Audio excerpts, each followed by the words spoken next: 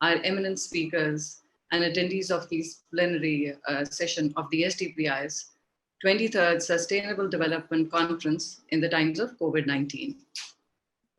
On this first day of conference, it is my honor to moderate the session, Impact of COVID-19 Pandemic on Higher Education, Challenges and Way Forward. This panel has been organized by STPI colleagues, Dr. Fareeha Armughan, Mr. Shahid Minhas, and Ms. Aisha Imran. In this particular discussion today, we have representation from the Higher Education Commission and the Higher Education leadership that will deliberate on the opportunities for greater transparency afforded by the digitalization of education. We hope to deliberate on fostering a culture that harnesses transformative power of technology, leads to enhancing equitable access to digital education, and also touches upon the data governance policies that will impact or have an effect on the personal privacy, as well as providing secure data management to the universities. In addition, we'll be talking about the implications of the online education for the students in these current trying times, the current situation and future outlook of international students and participation of the international education exchange programs, and the other, how we can overcome such kind of challenges. It gives me immense pleasure to share that the panel is being chaired by Dr. Shaista Sohail, Executive Director, Higher Education Commission, Pakistan. Over to you, madam. Thank you so much, Saima, for your generous introduction. And Assalamu alaikum, most respected Mr. Shafqat Mehmood, Minister for Federal Education and Professional Training, our chief guest for the session. Ladies and gentlemen, I will begin with a brief introduction to the session and of all the esteemed panelists to put the house in context for the proceedings of this session. First of all, I'd like to introduce our Honorable Minister, Mr. Shafqat Mehmood. He is currently the Federal Minister for Federal Education and Professional Training. Previously, he was member of the National Assembly from June 2013 to May 2018. He was member of the Senate of Pakistan. He served as Federal Minister for Ministry of Food, Agriculture and Livestock, Ministry of Environment, Urban Affairs, Forestry and Wildlife, and Ministry of Local Government and Rural Development in the Federal Cabinet. So he has a huge experience of working with governments, and he also served as Provincial Minister of Punjab for Information from 1999 to 2000. I'd also quickly introduce our esteemed panelists today. Mr. Haroon Sharif is a Pakistani economist. He will be our keynote speaker and discussant, who served as Minister of State and Chairman Board of Investment under Prime Minister Imran Khan from September 18 to June 19. And our charming host, Dr. Saima Hamid. She is serving as Vice Chancellor Fatma Jinnah Women's University, Rawalpindi since October 11 to 2019. As a Chief Academic Officer of the university, she is responsible for the policy making and advancement of the academic and scholarly life of the university. Next, I'd like to introduce Mr. Amir Ramzan. He's currently Country Director, British Council. He began his career at the British Council in 2000 as a teacher in Syria. Prior to becoming Country Director in Saudi Arabia, he worked for the Council in Iraq and Nigeria. Our next speaker is Madam Rita Akhtar. She is Executive Director, USEFP. She is heading the USEFP, the Fulbright Commission since 2009, which currently administers the world's largest Fulbright program, sending about 150 Pakistani students each year for advanced degrees. I'd also like to introduce Dr. Ul-Qayyum, who's the Vice Chancellor of Allama Iqbal Open University. Dr. Zia is an experienced educationist who earned his master's degrees in mathematics and computer science, and also earned a doctorate from the University of Leeds, UK. Professor Dr. Muhammad Ali is our final speaker.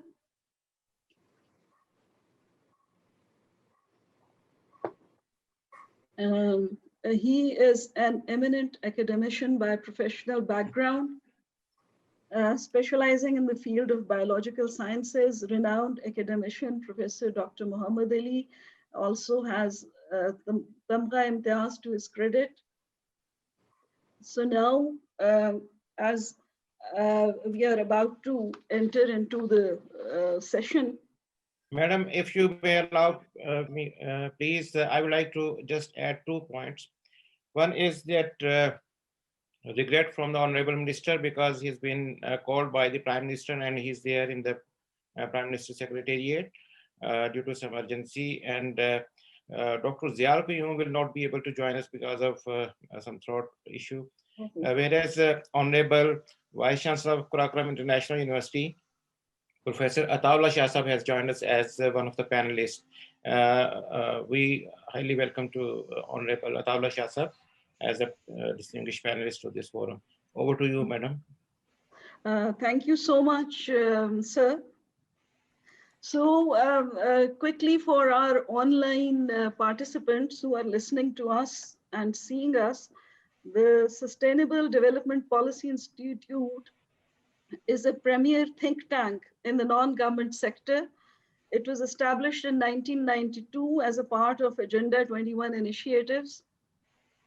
The theme of this year's 23rd Sustainable Development Conference is Sustainable Development in the Times of COVID-19. The present session is devoted to discuss the effects of the pandemic on higher education sector in terms of challenges and way forward.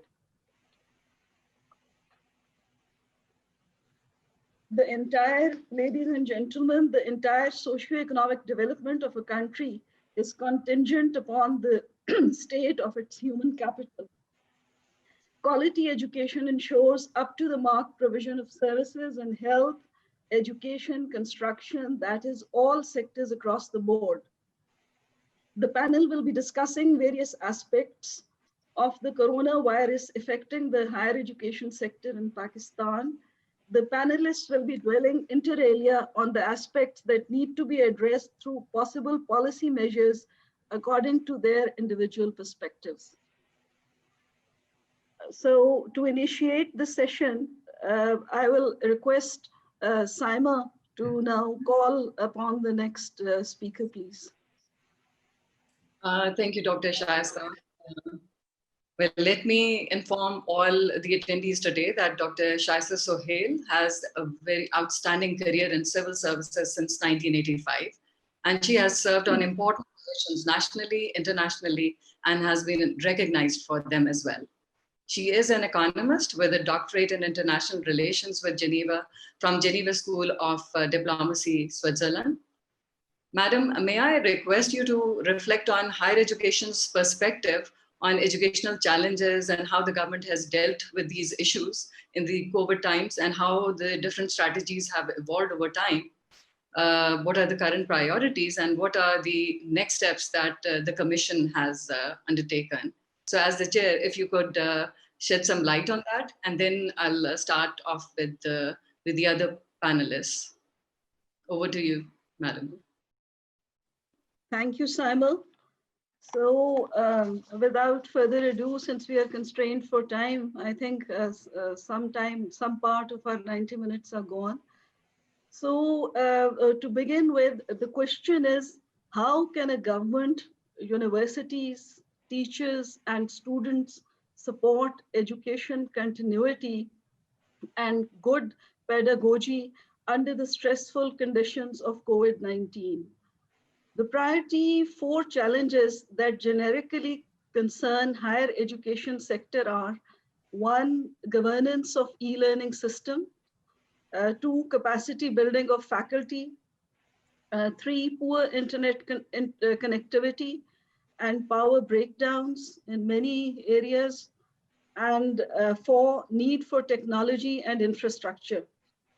In Pakistan, all universities have their own specific constraints. So we cannot come up with a one size fits all approach. Rather, we will need specific solutions for each university. Similarly, all regions of the country are not covered by uninterrupted IT services. And most of all regions are not having the same susceptibility to coronavirus. So forcing a blanket closure also does not appear to be a viable solution. The negative socioeconomic impacts of COVID-19 are multifaceted that directly or indirectly affect higher education.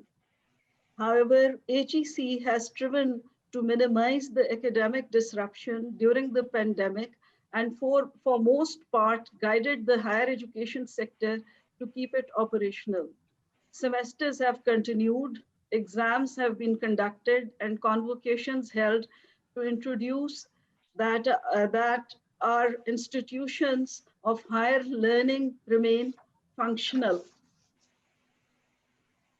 Today, if we speak of how to address these issues, what our way forward is, then we need to adapt ourselves in leaps and bounds to internet technology that has enabled many forms of distance learning. And I'm sure Dr. Zia would have a lot to share on this count.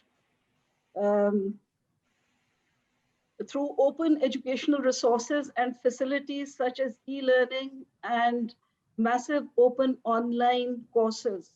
Although the expansion of the internet blurs the boundaries, distance education technologies are divided into 2 modes of delivery: synchronous learning and asynchronous learning. In synchronous learning, all participants are present at the same time in a virtual classroom as in traditional classroom teaching. It requires a timetable. Web conferencing, video conferencing, educational television, instructional television are examples of synchronous technology, as are direct broadcast, satellite, internet, radio, live streaming, telephone, and web-based VoIP. Web conferencing software helps to facilitate class meetings and usually contain additional interaction tools such as text chat. Many courses offered both by open universities and an increasing number of campus-based institutions use periodic sessions of residential or day teaching to supplement the sessions delivered at a distance. This type of mixed distance and campus-based education has recently come to be called blended learning or hybrid learning. Many open universities use a blend of technologies and a blend of learning modalities, face-to-face, distance, and hybrid, all under the rubric of distance learning. Educational technology refers to all valid and reliable applied education sciences, such as equipment as well as processes and procedures that are derived from scientific research and in a given context may refer to theoretical, algorithmic, or heuristic processes. It does not necessarily imply physical technology. Educational technology is the process of integrating technology into education in a positive manner that promotes a more diverse learning environment and a way for students to learn on how to use technology as well as their common assignments. And now what I'd like to do is that I'd like to share what HEC has been doing so far to assist the universities. So in this context, if you visit our website, I'm going to be short there. I could go on and on about all this for an hour or more. But I just skip through a list of guidance material which we've given our universities and the other higher educational institutions to quickly adapt themselves to the online methodology.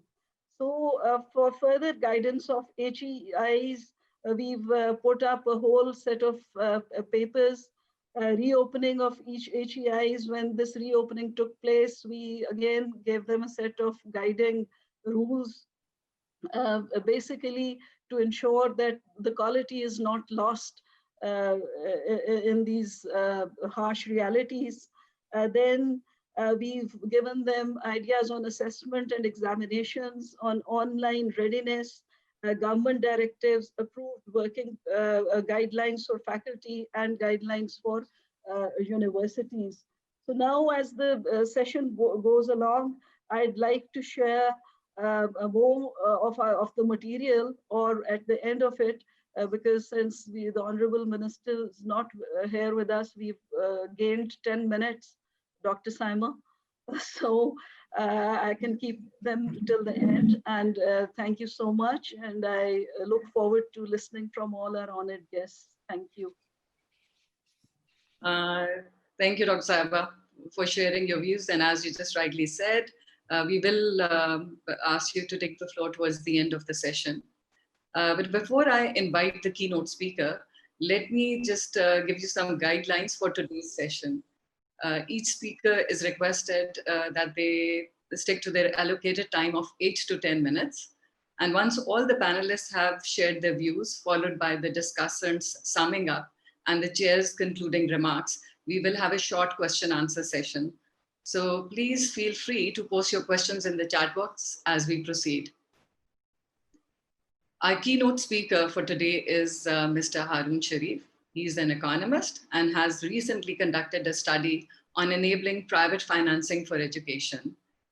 So Haroon sir, we are very keen to hear your views on this, and particularly whether the private sector is aiding financial investments and creative potential for digital content making, or any collaborations that HEC can tap. And perhaps you can also comment on the existing education technology platforms and how to bridge the skill gap that exists within the country. So over to you, sir. Well, thank you very much, Dr. Saima Hamid. Also, thank you very much to the organizers and the chair, Dr. Shaista Sohail, to Shafqat Mehmood in absentia. And I would like to congratulate SDPI for successfully managing the first digital conference of this magnitude, which is actually a very nice way to welcome the future, which we are getting into. My talk today is more focused from an angle of development of Pakistan and economic growth of Pakistan, whereas mentioned very rightly, the right kind of human capital is extremely critical for a country which is extremely low on Human Development Index.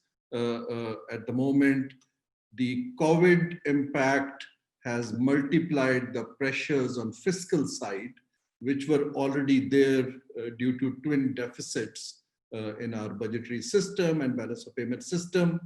And I'm afraid, these unprecedented times which this world is passing through will have very difficult consequences on developing world. And Pakistan is no exception to that. And it's good that we are talking about it, and a reality check needs to be done. So in Pakistan's context, what we are looking at the moment, if we take higher education as one segment, which is an extremely critical segment, that Pakistan's higher population growth, lower GDP projections for next couple of years, a very young labor force entering the job market, and low productivity. These are the challenges which country is faced with as a backdrop to this talk. Now for Pakistan, if we look in the coming medium term, there are two macro level policy objectives, which in my opinion, Prime Minister Imran Khan and his team is aware of, but this is what we need to look for. Pakistan needs to very carefully think how to engage or how to be part of the Asian economic century. So if we need to catch up with the other Asian nations, we just can't do it with 15% to GDP growth in investment, very low tax to GDP ratio, and I don't even want to mention what goes the budget less than 2% to the education sector. The second thing, which is more important to higher education and skills, is that so far I see the focus of our efforts at that level is pretty much on efficiency enhancement and job creation.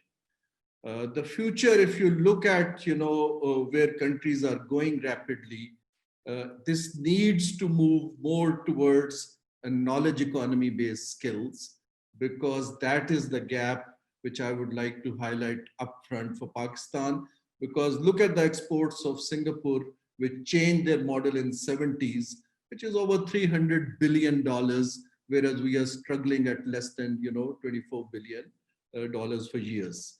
So that is a challenge which COVID-19 has really put forward, because now pressures are real.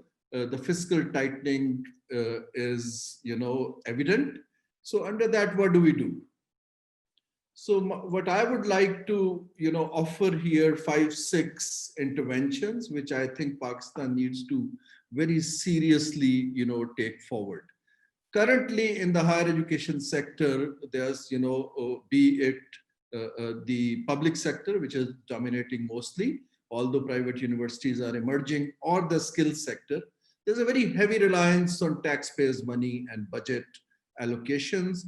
Less than a quarter actually is covered through salaries. And then, the development budget is ever shrinking because you can't sustain the infrastructure of higher education at this point in time, if you look at it. And in future, it's going to be further tightened.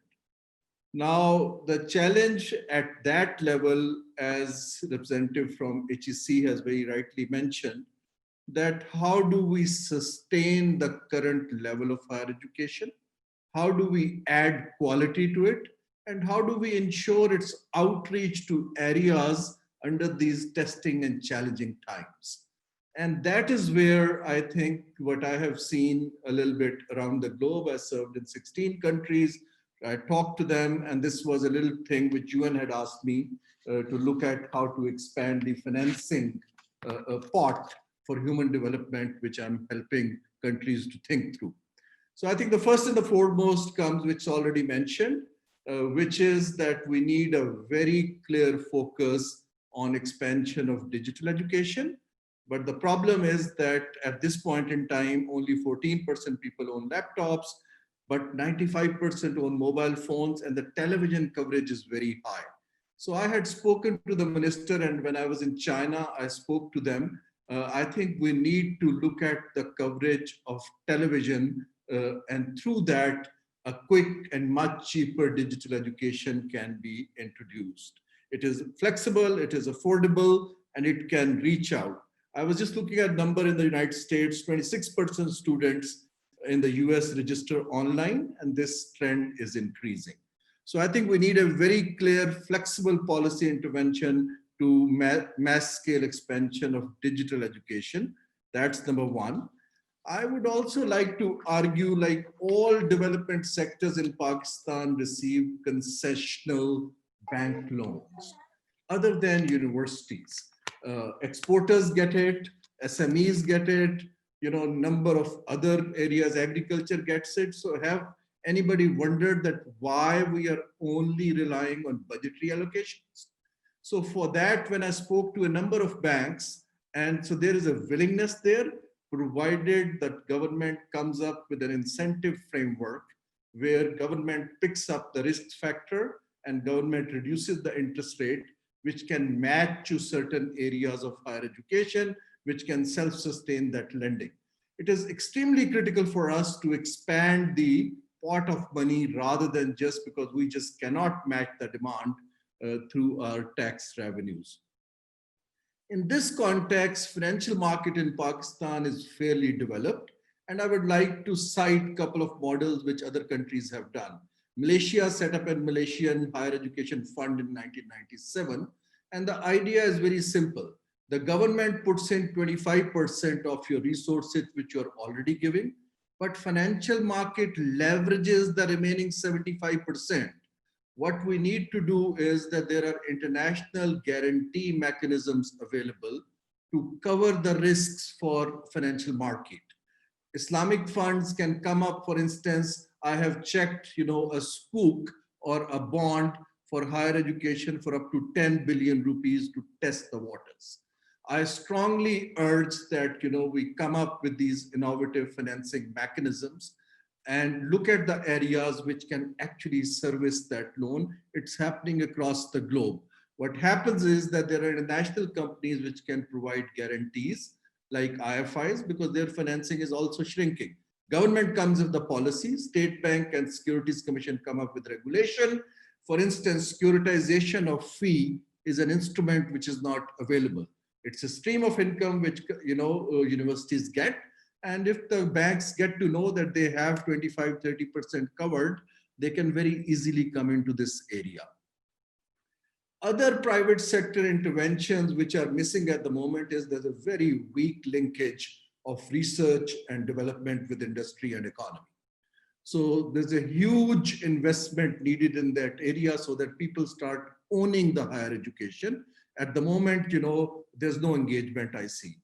A number of services which private sector is doing in other countries, Pakistan doesn't do. These are administrative things, provision of electricity, provision of cafeterias, labs, housing, transport. Huge amount of funds are going on that side, which could very easily be worked out with the private sector. And the last two things I would come, I know the time limitation on that. What I see, somebody who has served in international organizations and now with the government and the cabinet, what I see very clear pressures emerging because our reliance on development budget is mostly through multilateral development banks and donors. And that is globally going to change, and we'll have to increase our reliance on non-traditional financiers within Asia. I repeat that the Western donors and IFIs, because the West has to rebuild themselves, the challenges are becoming more internal in all spheres. It is time that we diversify. We look at the places like Qatar Foundation. We look at Jack Ma Foundation. We look at partner countries here for partnerships because the traditional easier model, which has a very high political cost, by the way, although cheaper financing, I think we need to diversify from these resources, and that's really critical. Finally, I would like to touch upon an area which not many people see. Pakistan is a country where, as culture, there is a very high level of charity and corporate social responsibility. What happens is that these are normally limited to small, tiny projects. Globally at the moment, there is a trend towards setting up impact investment funds. And in India alone, there are 50 funds of this nature which are operating. In East Asia, over 300. World Economic Forum and OECD have just allocated almost $100 billion for impact investment funds. And this is an area where we need policy framework and incentives where indigenous charity can be institutionalized in a funding mechanism for higher education. That, for instance, if I am running Angro company or packages or whatever, I put in $1 and then the remaining investors come in and they add $4 to that and give it a much bigger envelope, and we do impact investment there. I would conclude that Pakistan needs universities. Once you engage with private sector, it will not only expand the pie, but you will be able to understand the needs of employers, but also the governance and efficiency of university will increase because there will be a demand from private sector to bring some changes. And I would like the, HEC to look at, some of the pilots to start with to give comfort. So my only take is that our need for higher education in terms of fiscal resources is much higher. We should be in no illusion that Pakistan cannot match it in the current structure. We need to open up to innovative financing windows, and Pakistan's and regional private sector capital market and corporate social responsibility can, in my calculation, easily come in next 10 years and put in 25% of the requirement which we are looking for. So that's the pitch I wanted to make, which not many people talk about, but our challenge for growth and sustaining is linked to higher education and knowledge economy skills, and that can only come with a very close nexus with the private sector. Thank you very much. Thank you, Haroon. Your insights have indeed, I'm sure, stimulated all the audience today to come up with a few questions. So I think we should hold off on that for now. But please, colleagues, post your questions in the chat box as we go along. So let me now make a shift over here on the discussion. So while the students from the diverse backgrounds within Pakistan have their own set of requirements, as some of them and some of the way forward or the innovative thinking has been highlighted by Haroon Saab here, we have to take into account the effects of the pandemic on international student mobility as well, particularly for Pakistani candidates, as we know that a significant proportion of the scholarship holders are from our own country. And a lot of students do avail the Fulbright program, but it has its own, inherent challenges. And the kids have been going through a lot of issues related to health and safety. They're working or, overcoming managing their workload across different time zones and so on and so forth.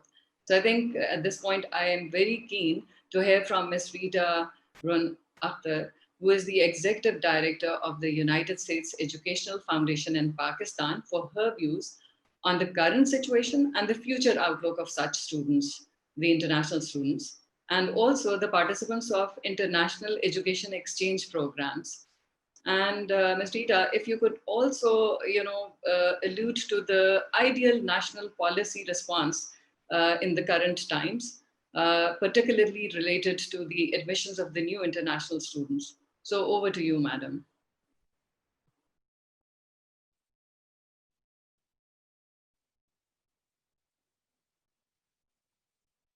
I'm sorry. Sorry, I was muted. Apologies. Thank you very much.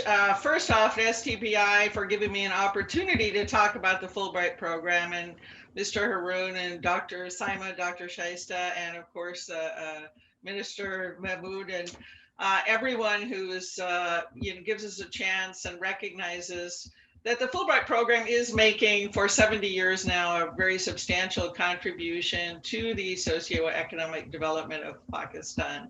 And so I really welcome the chance to talk about the COVID situation and how it's affected us, but also to have a chance to just say who we are, what our contribution and what our contribution has been. So as I've said, we've been in Pakistan for 70 years. This would have been our 70th anniversary in September of 2020.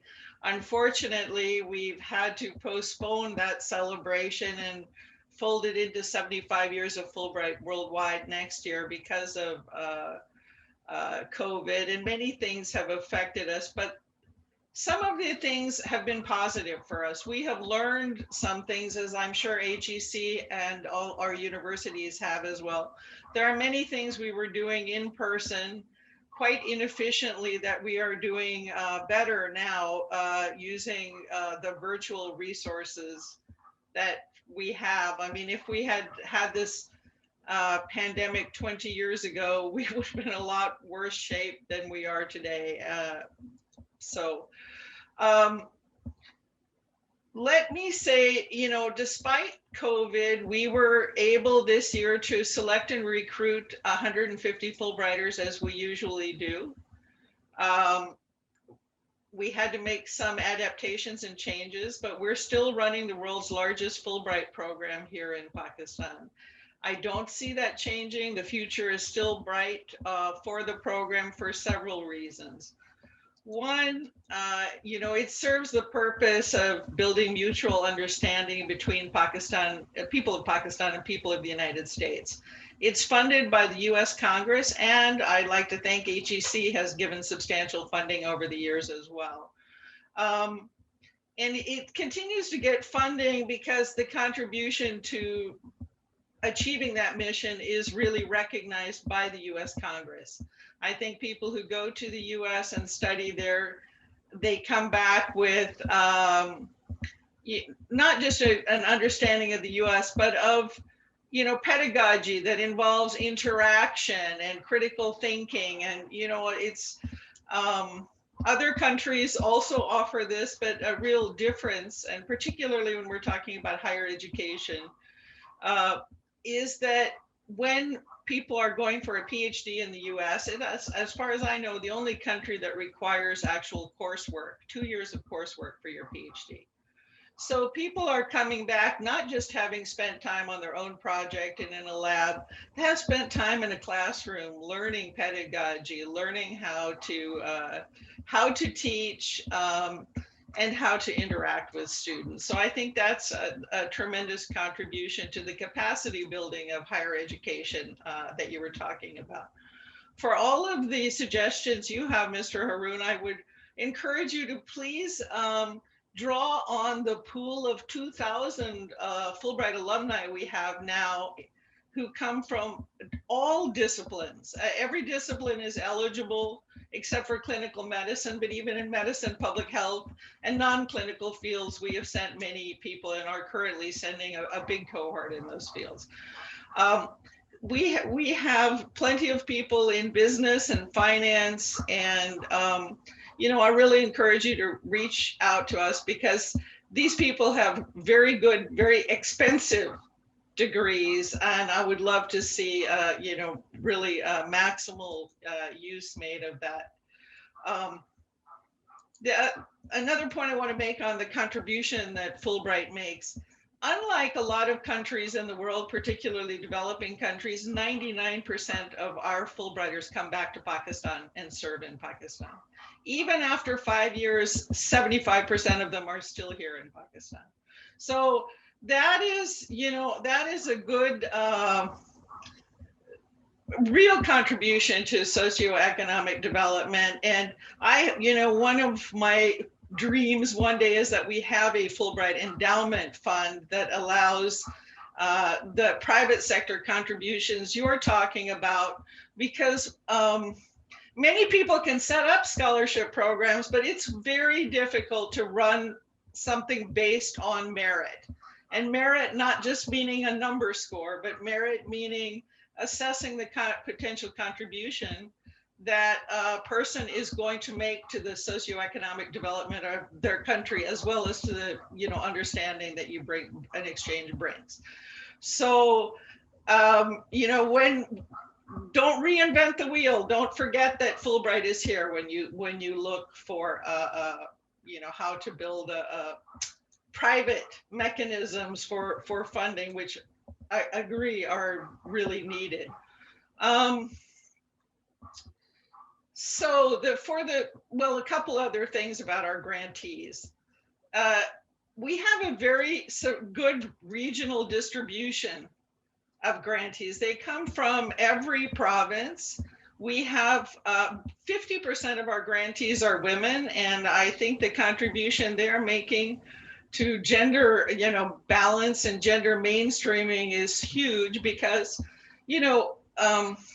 one of the criticisms of, medical studies in Pakistan has been that women get degrees and then they get married and they don't work. Our Fulbrighters are all working. All the women are working. They don't get these degrees and not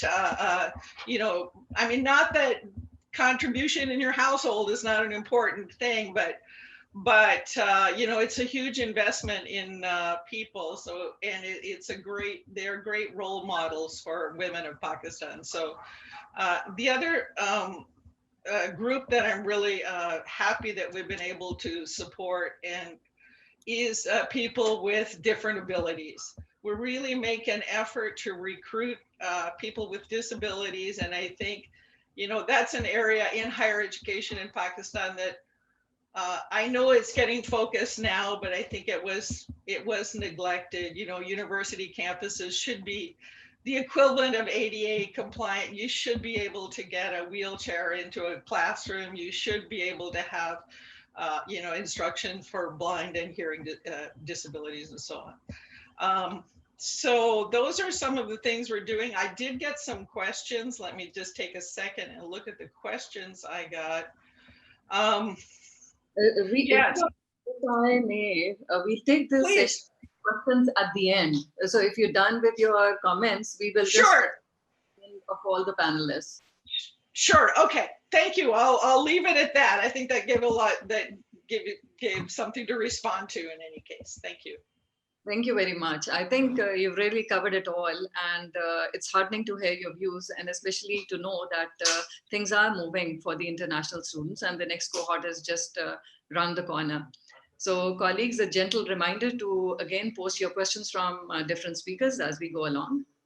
And with this, let me invite our next panelist, Professor Ataullah Shah, who is the Vice Chancellor for Karakoram University. Sir, over to you, especially given the context that you work in. We're very eager to hear your views because they'll be they pertain to the students of particularly challenging situations. Please, and just a gentle reminder about the time, Ji. Thank you. Thank you, madam. Are you listening to me? Absolutely, Ji. Please go ahead. Thank you very much. I'll just go by a brief presentation which shows the what we have done for the last almost 1 year now. We had a very different kind of challenge, you know, that across the globe, the health impact, the loss of near and dears, my own family members, also some people died. So this was really a big challenge in a pandemic, and we had been in a really very challenged situation in the north of Pakistan.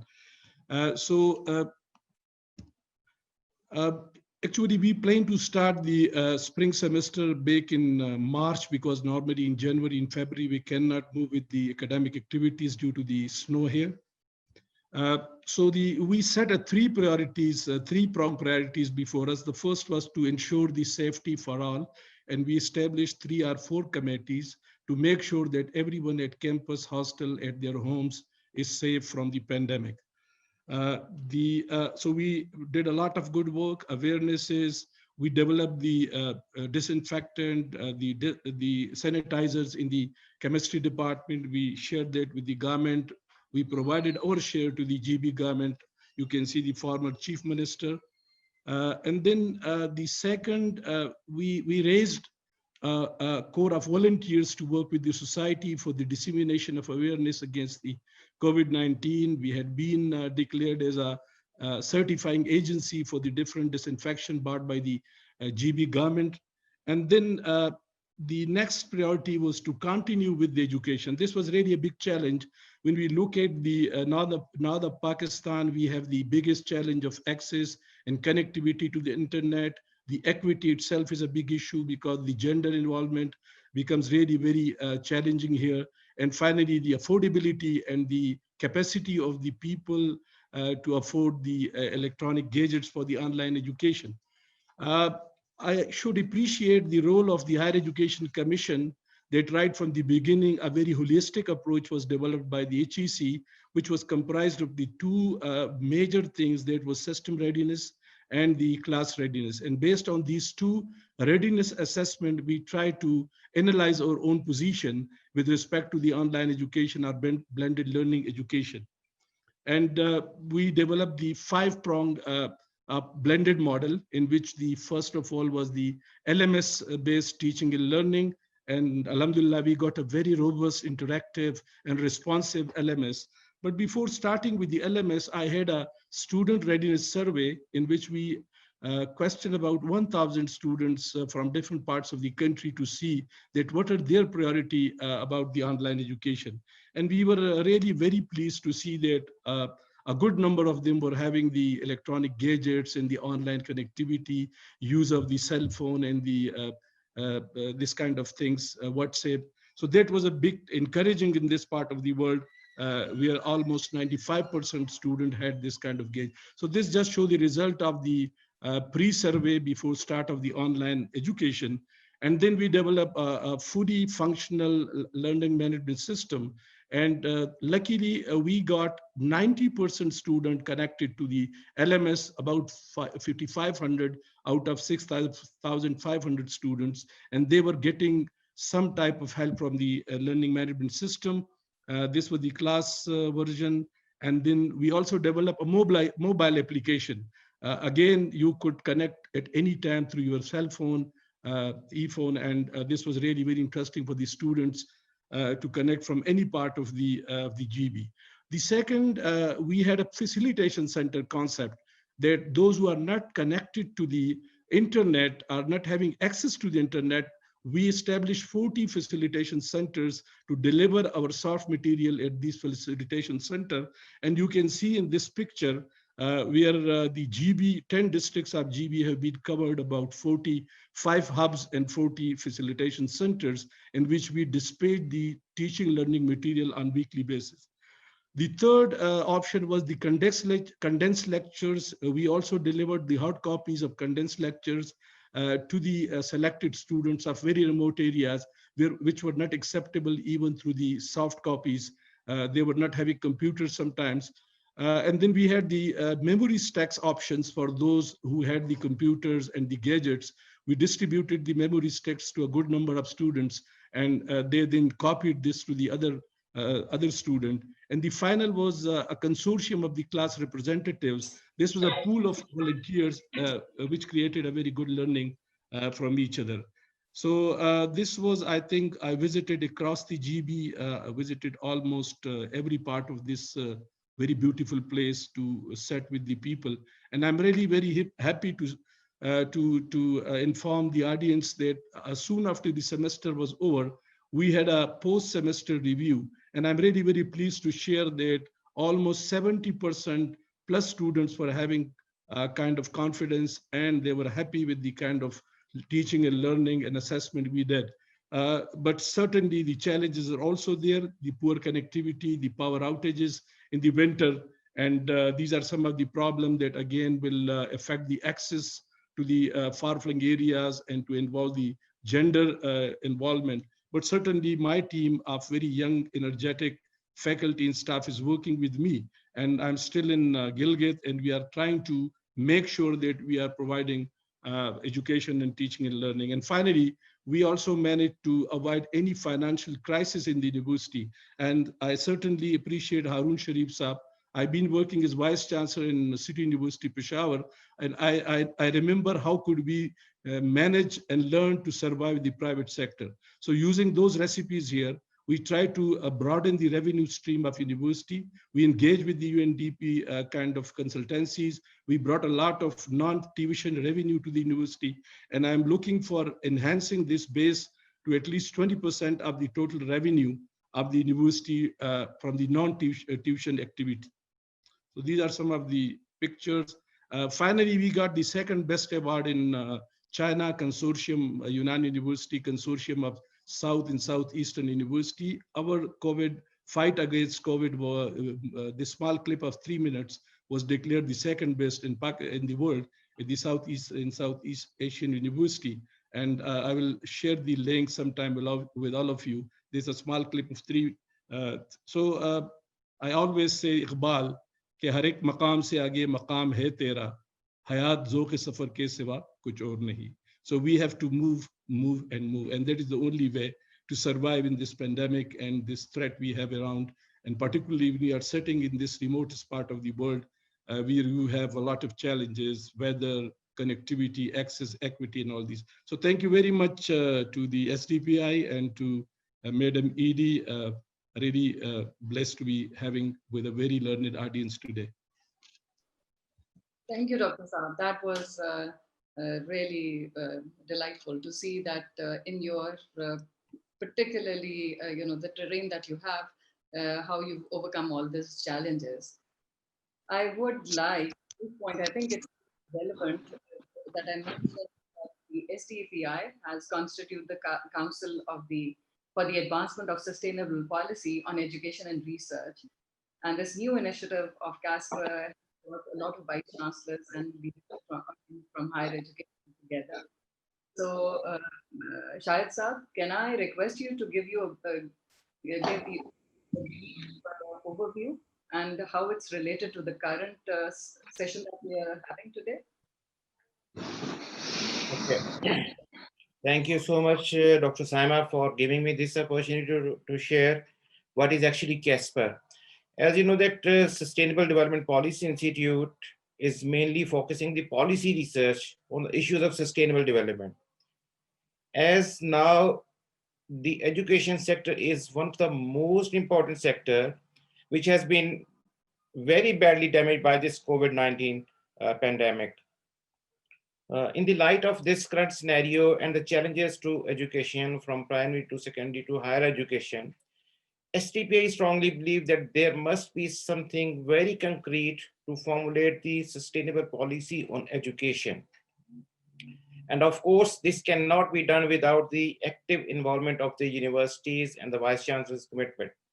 So STPI has taken this initiative to launch this forum dedicatedly for the quality of education, quality of research, and quality of examination, which are the key challenges to the higher education. And STPI, in collaboration with Allama Iqbal Open University and the other universities across Pakistan, including Gilgit-Baltistan, including Azad Jammu and Kashmir, all the provinces, we have established this forum known as the Council for the Advancement of Sustainable Policy on Education and Research. So we are working dedicatedly to promote the quality of education and the challenges of examination in the current context that we really believe that COVID has badly damaged the quality of education, the delivery of the contents, and the quality of examination of the across the board in education, but particularly the higher education. We believe that this youth is supposed to go after their university education to contribute professionally in country and abroad. And for that purpose, STPI believe that this collaboration should not be limited to Pakistani universities, but also to engage the national and international universities and think tanks. And of course, we believe that international players, international development organization, and the international academic institutions will go with the Southwest collaboration, will go with the Chinese universities, particularly the Asian universities. And specifically, we would love to have partnership and collaboration with the key players, those who are contributing in the field of education in Pakistan, like USEFP, like British Council, and other academic councils and institutions. So this is the very brief idea about that. And hopefully we'll be having a dedicated conference on the sustainability of education after this second wave of pandemic, maybe in February or in March. So this is very brief about the education and the CASPER. Thank you so much, Dr. Saima, over to you. Thank you, Shahid Saab. I think it's very important that the audience know that things are not going to end after today's discussion, but SDPI is actually, there's another initiative and we'll take things forward. And not only this, but the conferences proceedings will be documented for further steps as well. And the next speaker, let me first thank all the worthy speakers, and next invite our discussant for today is Dr. Professor Muhammad Ali, Vice Chancellor Quaid-e-Azam University. He will sum up today's proceedings, and let me just again say that he is again a very important member of CASPER as well. So over to you, Dr. Saab. Bismillahirrahmanirrahim. Thank you very much, Dr. Saima. And first of all, I would like to thank and appreciate the efforts made by SDPI at the forum of Casper. I'm also thankful to the Honorable Chief Guest, Dr. Shaista Sohail, who is an ED of HEC, and all our speakers listening to their views. I think everybody has come up with the wonderful suggestions that we entered into a specific era after this pandemic, and we started the digital education. And for that, we collaborated among each other. We also took a guidance from HEC and developed policies how to move from this physical face-to-face education to the digital mode or virtual education. And for that, at the beginning, we were not ready, frankly. We didn't have the platforms. So we took almost 2.5 months, all of us. Some of the private sector universities actually started their digital education once the universities closed in March 2020. But we started with 1st July, most of the public sector universities. We were also in a position to start from right away, but I think it was a wise decision because of the 4 reasons. One was that we had to develop a digital platform. We had to develop an infrastructure to support this digital education. We also have to look into the accessibility of the students, which the Honorable Dr. Haroon very elaborately suggested and told us that only 14% of the total our population has an access to laptop, 95% has an access to mobile phones, and we did not actually use a TV because the TV channel was used for this digital education by the federal government for school education, not for the university education. It's not, I think, practically possible except for our the virtual university, which has a platform to impart an education through a TV. But we mostly use laptops and the mobile phones. So first challenge was to develop an infrastructure within the university to support. Second was to analyze the accessibility of our students. And I also found that there was an accessibility issue by the faculty. But third thing was that we had a content, we had a curricula, which was primarily for face-to-face education. So how to modify that curricula into imparting a digital education, online education? Or like Dr. Shaista said, we looked into 4 models: synchronized, asynchronized, the blended learning, hybrid learning, and we used mostly all of our universities used all these 4 models.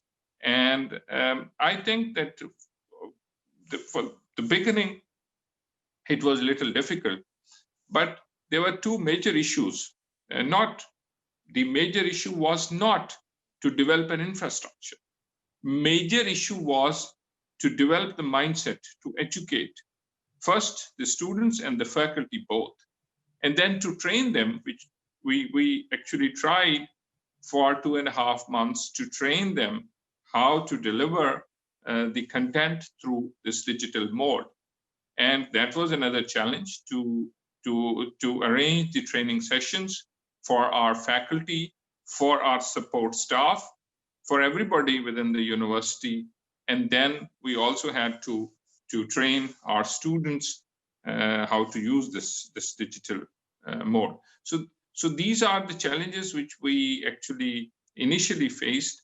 And in my view, all of us worked very hard. Like Dr. Atta, you have listened to the success story of Dr. Atta, whose university is actually placed in a very far-flung area where the digital access is very, very small. We use their university, we use a Baltistan University for our students to access that, their platform. And we also took in help from the government agencies to provide the access to the students, which was very difficult in those areas. Electricity is another problem. If we go on a synchronized mode, there is a load shedding and we don't have a continuous supply of the electricity. So this was first, that how to deliver content, how to deliver the literature to the students. The other challenge certainly was the exams, which we also, it was new to us, and we all worked together in collaboration with the Higher Education Commission, and also we collaborated among each other, and then we learned how to. So I think that we made a reasonable progress in developing these platforms. And like Dr. Haroon, I would appreciate his views that we have to move from the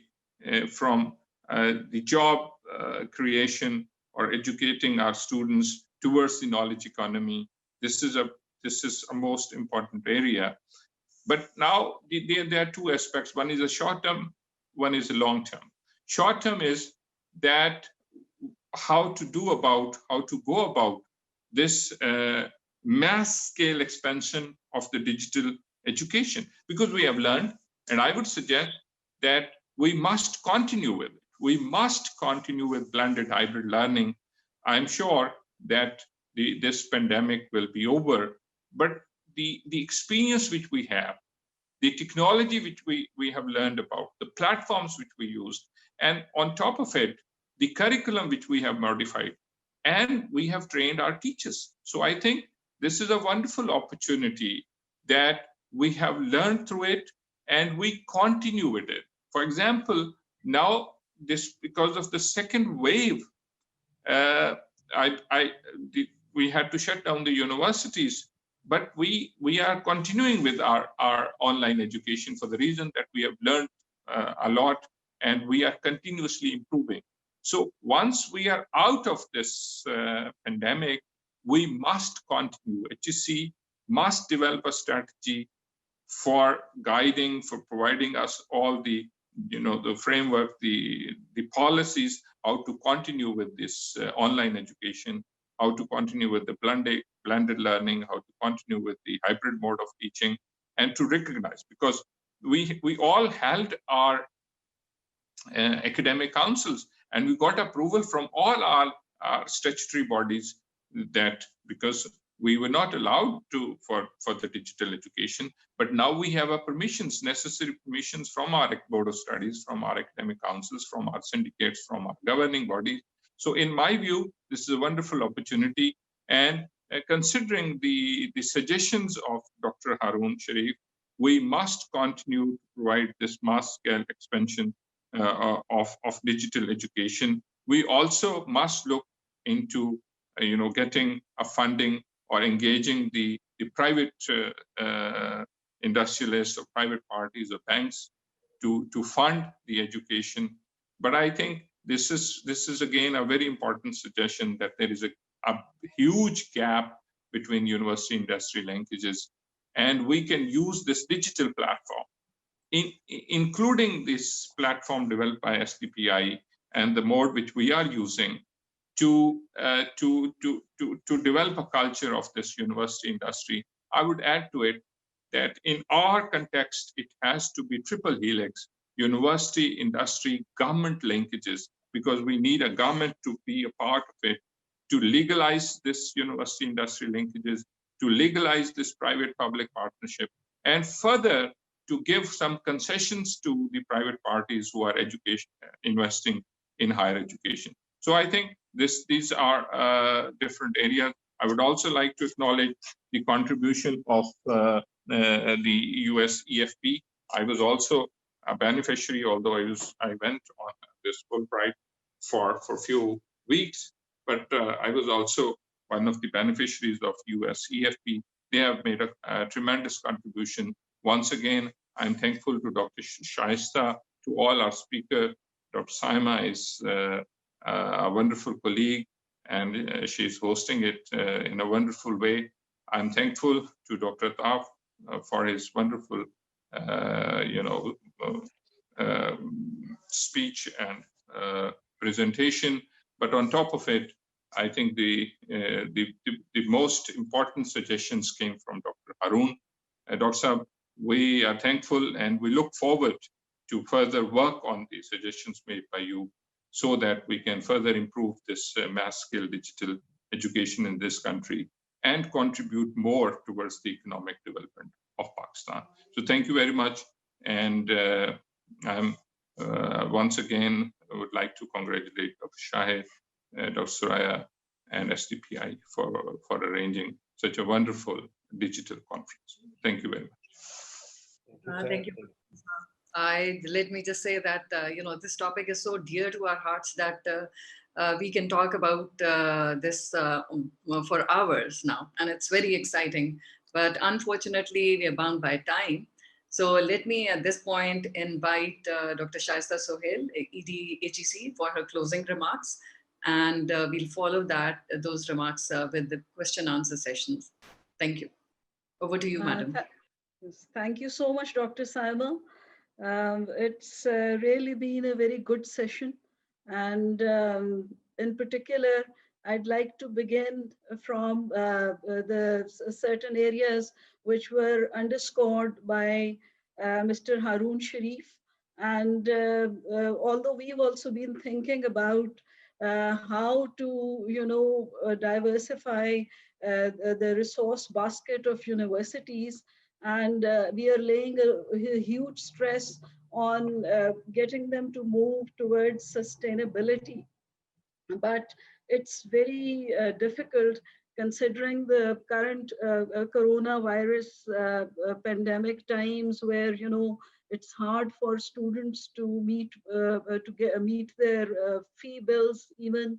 And from all our 217 different universities, we keep on getting complaints on, that the government needs to, augment their resources, while our own budget has been slashed from 100 billion to 64 billion.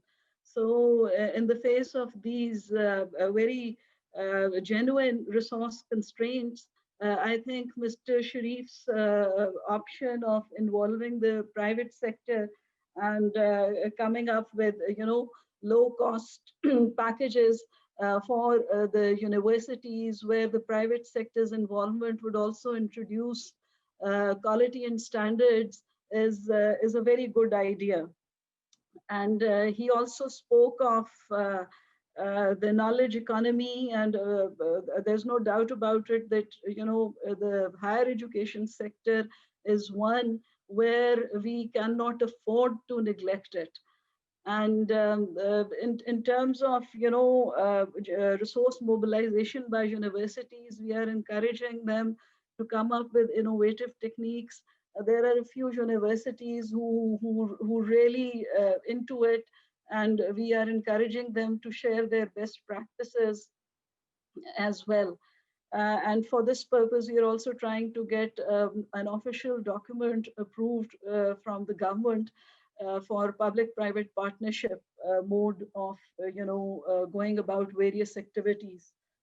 Then Mr. Haroon also spoke of the impact investment funds and how to mobilize and direct charity and corporate social responsibility activities in this all-important sector.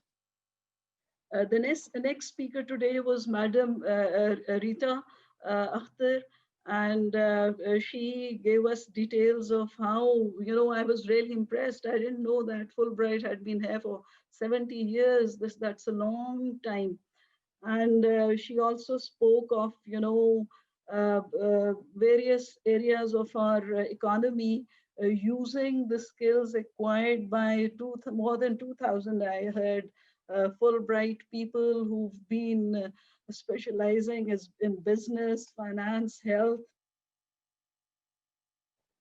And it was really heartening to know that there is no brain drain in this specific area, because she said that 99% come back to Pakistan and serve in Pakistan. And she also spoke of how 50% of them are women and all of them are on the job. And most of all that they take care of selecting people from across the regions. Lastly, she mentioned people with different abilities. And I'd like to share that this is our top priority. The Honorable Minister and Chairman HEC have already sort of come up with this policy wherein all the university, it will be mandatory for all the universities to convert their campuses into ones which are friendly for people with different abilities. And the next speaker today was Professor Ataullah Shah Saab, and as Vice Chancellor QAU, Professor Ali pointed out, he shared his success stories with us, and that clip of theirs, which was a winner in an international competition. So again, I may. this is, pardon? If I may, we are really running short of time. If you could quickly make your comments, otherwise we won't have time for the questions.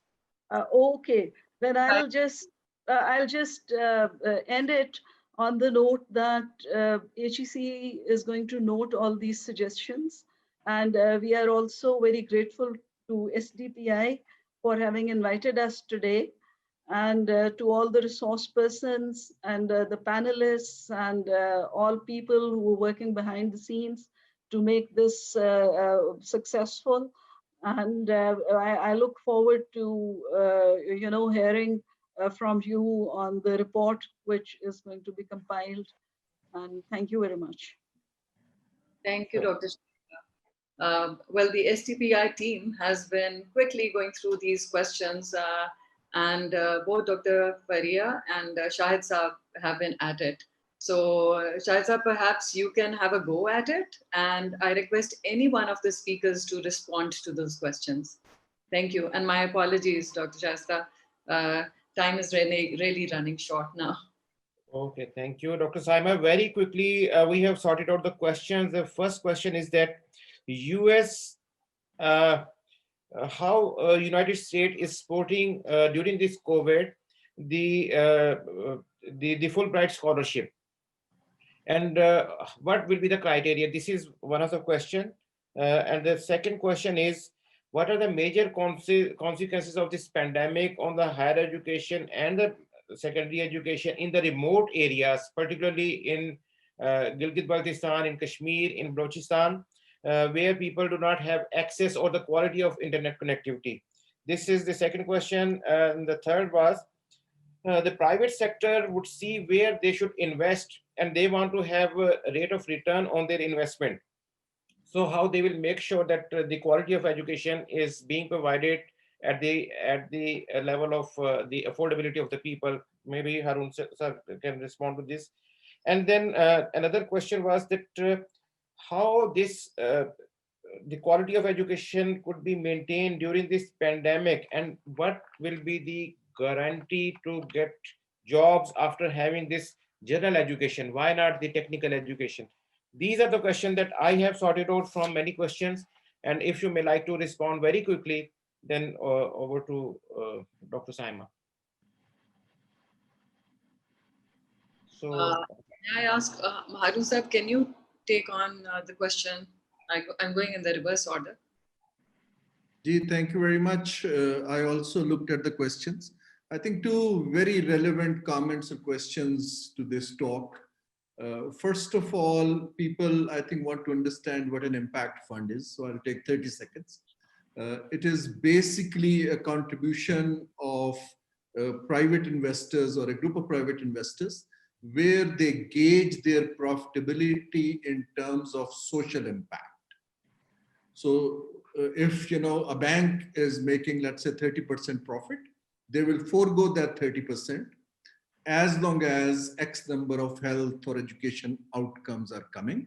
And that's called socially responsible business. It's growing phenomenally across the globe because where corporate social responsibility is more toward looking good, it actually creates an impact. Now, in terms of, there's a question which came about that how can central bank incentivize? So which I said in the beginning that we have concessional financings for priority sectors in Pakistan. And I strongly urge, if Shafqat Mehmood was here, and now to Dr. Shaista Sohail, that we need to come up with policy where central bank enables higher education borrowing on near zero interest rate. And a number of people can help reduce that, international players and others. Now, in terms of outreach and private sector's involvement, I think it will not happen overnight. Whereas, the internet technology can reach out to urban areas mostly.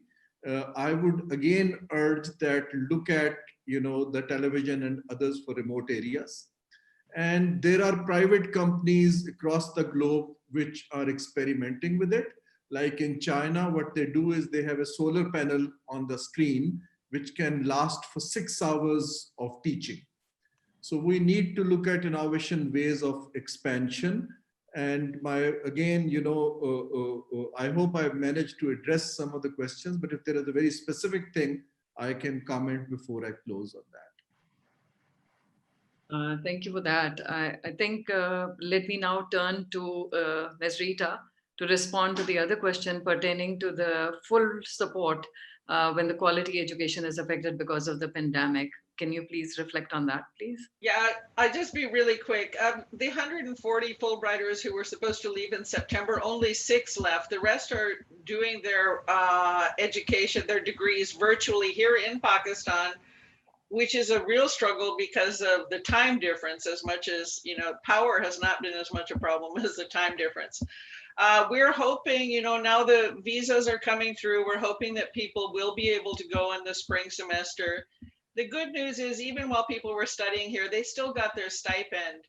They still got paid while they were studying as though they were in the US. So, hopefully next year will be better, but we're on track to get the same kind of funding that we've gotten now since 2005, where it's about $20 million a year from the US government. And, hopefully we keep showing good results, we'll keep getting that funding. That's heartening. So, that's good.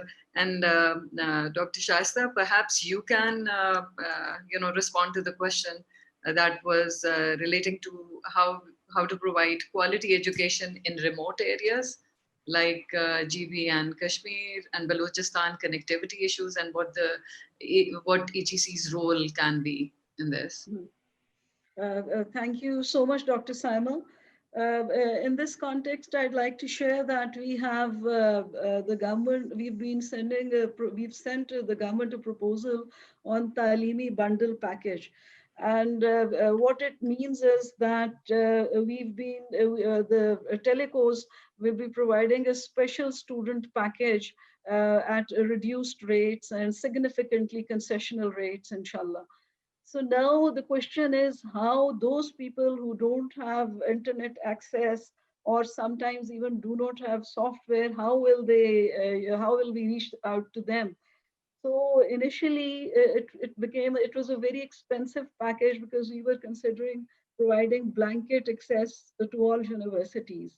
So since that wasn't viable considering our current resource crunch, so now we are currently, soon you will see on the HEC website a page where we will be asking students to exactly, using geographical indication, pinpoint where they are residing, and that area does not have access to internet coverage. So that way, instead of blanket approach, we will be going for the targeted approach, and we hope to considerably reduce the economic cost of such a package, inshallah, very soon. So that's one way of reaching out to the remote areas. The other question was perhaps for Mr. Haroon, and that was that, if the private sector comes in, obviously they will go for the urban universities. So how to, incentivize them so that they go to the remote areas? For that, Mr. Haroon Sharif could possibly, or talk to the government, or we could, to come up with how to incentivizing them. That is, give them tax breaks, or whatever, if they go and invest in the far-flung areas which do not have access to these services.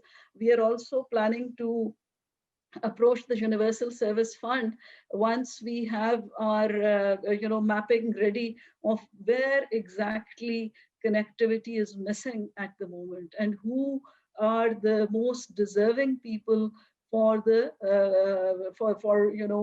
these laptops, if they still do not have them.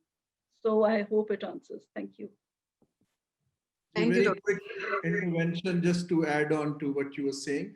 I think for remote areas, HEC also has to look at the flexibility of opening up digital campuses of your universities, which have capacity, not only state, but others. I understand that at the moment, even if somebody has to set up a new department, it takes quite a process to follow. So you perhaps one of the incentive for the existing one is to use your surplus resources to reach out. I totally agree that at this point in time, to engage private sector, which is itself is fighting the impacts of pandemic, we need to come up with huge incentive structures which have to be much broader than just tax incentives. And that is where other countries are doing, and donors and others could put in guarantees in terms of raising financing for that, because cash will be a commodity which will be more scarce in the coming years or so. So we need to look at models to do that. If we do a couple of pilots, and then people will be encouraged to take it forward. So Tariq Binori and I have discussed that, and be happy to talk in detail. Thank Saima, you. if you allow, there's another important question for HEC. May I ask it from Ma'am Shaista Sohail? So one of the participants is asking, since we are in the second wave of COVID-19, is HEC planning to engage international universities and programs that can offer offline and online programs to domestic students in times of COVID, apart from the current teaching methods or scholarship programs? So, Ma'am Shaista, would you like to comment upon this question? Yes, thank you so much, Dr. Fareeha. See, we have already invested in, of course, Coursera, and shortly we'll be completing this contract with them. And after that, we will have access to 26,000 licenses this year and 26,000 licenses next year, where we would be giving each university at least 50, although we have not decided how to distribute them. So this will provide students, access to massive quality courses which are available with Coursera. And similarly, we are also providing them access to developing a database where free courses can be accessed by students. And again, the constraints are that people who do not have good internet connectivity are left out. So, that is the concern which we mostly receive. I hope it answers your question. Thank you so much. I have particularly one question for all the worthy panelists, especially to HEC and Mr. Haroon Sharif as former minister and the worthy vice chancellors. And let me that we have basically 2 minutes to go. So, Ma'am, if you allow, I was just half a minute that when we think of the Karakoram University, there are more than 100,000 students which are without education because we had no connectivity for the school college students. So what we did, that we developed the customized LMS for affiliated colleges, number one. We trained their faculty to use the LMS, and now we have submitted a project to HEC under Local Challenge Fund to strengthen the secondary and higher secondary education in the north of Pakistan through digital transformation. So I think the university have a greater role to play in the remote areas, not only educating 6,000 my students. I'm more concerned about 100,000 students who had not been able to go to school for the last 9 months. So I think we have a double challenge, not only to, and third challenge is the student who come from down the country. They are twice the number of my students. 12,000 students come in the pandemic to the north of Pakistan. So I'm also accommodating them. And we are ready to work with HEC for a very robust technology-enabled higher education and secondary and post-secondary education. Thank you very much. Thank you, Dr. Ta. And I hope colleagues or panelists, if anyone wants to add, Dr. Ali? In that case, let me thank all the colleagues for your time and valuable comments today, your reflections. There's a lot of wisdom that can be drawn from today's deliberations. And we're very grateful to all of you, especially our participants. You've really posted a lot of questions that have generated a good discussion. And I'm sure your comments will be incorporated in the final report of SDPI. And the next steps that should be undertaken will be launched from this particular platform and shared with the relevant stakeholders and relevant authorities. Let me just say that this is just the beginning of the dialogue, and I'm sure there's lots to do, and we'll all continue to be engaged in taking this work forward. So thank you, everyone, and have a good day, the rest of it. And I wish SDPI organize this the very best for their conference. Thank you. Yes, and Allah. One comment, Dr. Saima, that SDPI will be sharing the report with all the panelists and with all the relevant stakeholders, inshallah, within a couple of months, as soon as it is finalized, and we'll keep continuing on this discussion. Thank you so much. Thank you, all the panelists.